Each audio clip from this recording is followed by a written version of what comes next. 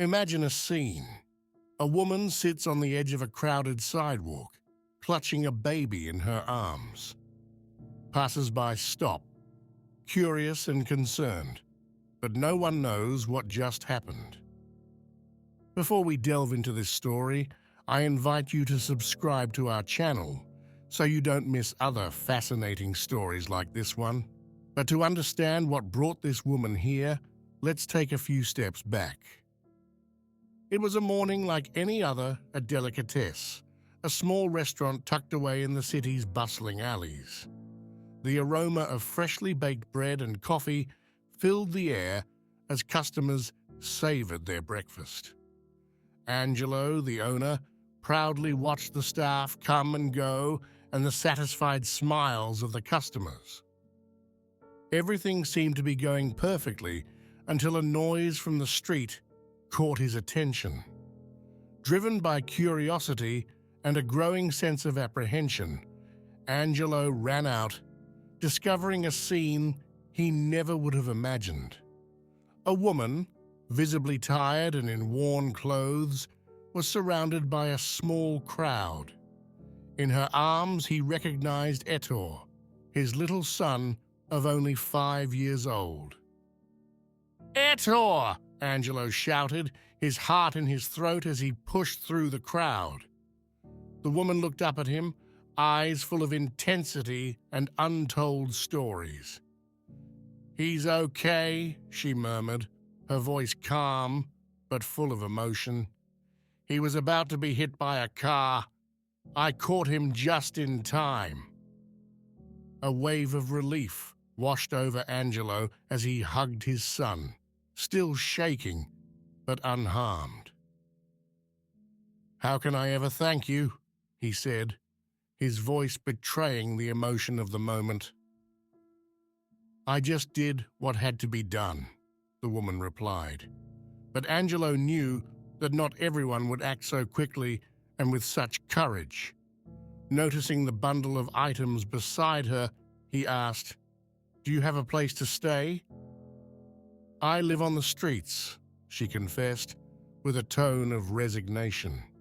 In that instant, Angelo made a decision that would change their lives forever. He offered her a job in his restaurant and a safe place to sleep.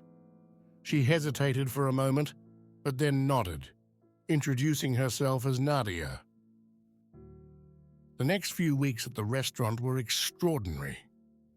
Nadia proved to be a talented cook, with a passion for cooking that won over customers day after day. She prepared dishes that not only filled the stomachs, but warmed the hearts of anyone who tasted them. But as her success grew, tensions among the staff also began to emerge. Some veteran employees felt left out, overshadowed by Nadia's presence. Their murmurs spread like a fire beneath the surface of the restaurant's apparent calm. To address the situation, Angelo called a meeting. "We are a family," he declared, staring at each member of the staff. "Nadia is an important part of this family, and we need to work together to continue to grow." After the meeting, he found Nadia busy cleaning the kitchen, her gaze turned downward. "How are you?" he asked her, his tone gentle. "I'm used to these things," she replied, with a smile that could not hide her tiredness. "They will get used to it too," Angelo said determinedly. "You've done miracles here." As they spoke, Angelo's phone vibrated. It was a message from his wife Claudia, who, concerned for their family's safety, had been investigating Nadia's past. The message contained a link to a newspaper article. Angelo's eyes widened as he read, in disbelief and with a heavy heart. If you are enjoying this video, we invite you to give it a precious like and don't forget to subscribe to our channel. That night, as the restaurant emptied and the lights dimmed, Angelo faced Nadia, his heart pounding in his chest. "I have to ask you something," he began. hesitating for a moment. "This article is about a Nadia who ran a restaurant elsewhere. She disappeared after an arson scandal. Is that you?" Nadia lowered her head, her voice breaking as she confessed, "Yes, it's me, but I'm not guilty of what they say." "Why didn't you tell me?" Angelo asked, torn between anger and understanding. "I was afraid," Nadia replied, tears streaming down her face. "I lost everything, my job, my reputation, my life. I never committed those crimes, but no one believed me." Angelo remained silent, trying to comprehend the immensity of her pain. He had seen her dedication, the effort she put into every dish. "I believe you," he said finally, with a sincerity that surprised even himself. "But we have to be careful. If someone finds out about your past, it could ruin everything." The weeks that followed were a balancing act, with Angelo and Nadia trying to keep the secret while the restaurant continued to thrive.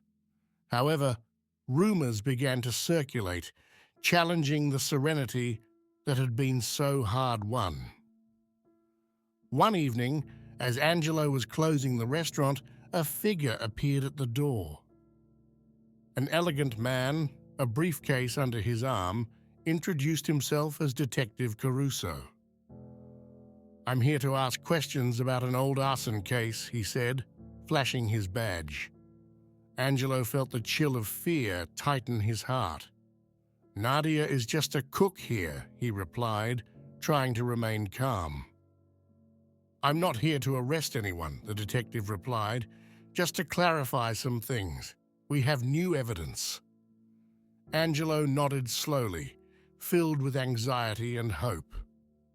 "Okay," he finally said, "but I'll be there." Nadia, who had been listening to the entire conversation, stepped forward.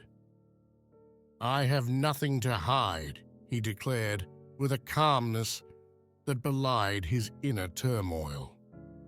During questioning, Caruso presented the new evidence. "The arson case has never been solved, but we believe it was an act of revenge," he explained. "We have testimony that can exonerate you." Nadia's eyes filled with tears as she listened. "I knew it," she whispered, her voice cracking. "But how can we prove it?" The detective handed her a document, a confession from a former employee admitting he had been paid to set the fire and frame her. "This clears you," he declared. Angelo felt a wave of relief wash over him. It was finally time for Nadia to take back her life.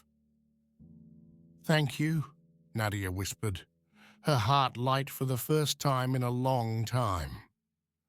Angelo smiled, recognizing the light of newfound hope in her face. With Nadia's name finally cleared, the story became a topic of discussion in the local media. The truth emerged, and with it, the community's sympathy, further boosting Delicatesse's popularity.